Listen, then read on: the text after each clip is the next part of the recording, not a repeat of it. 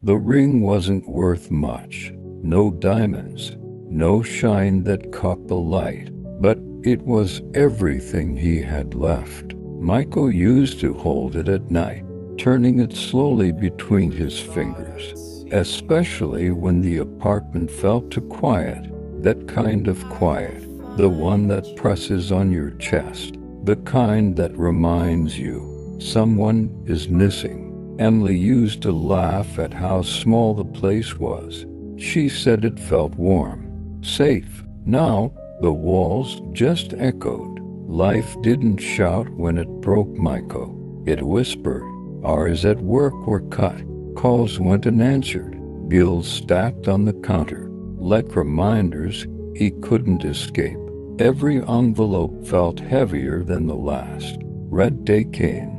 The calendar circled in red. His wallet stayed empty, but his hand wasn't.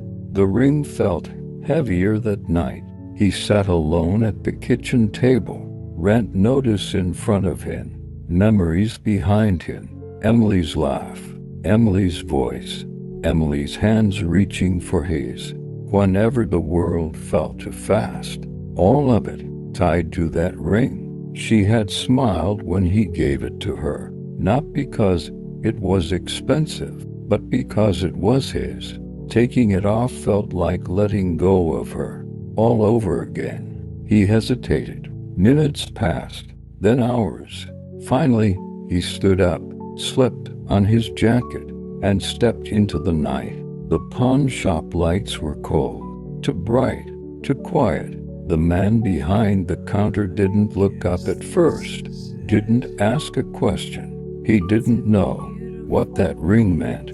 To him, it was metal, weight, value.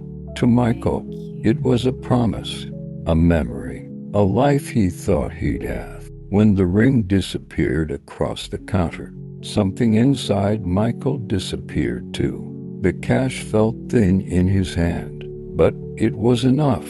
He paid the rent and went home to an apartment that no longer felt like his. That night, he sat on the floor, back against the couch, lights off, and he cried quietly, not because he was weak, but because strong people often break in silence. And sometimes, the greatest gift you give is the one you never get back. Sometimes, the bravest thing is choosing tomorrow over yesterday.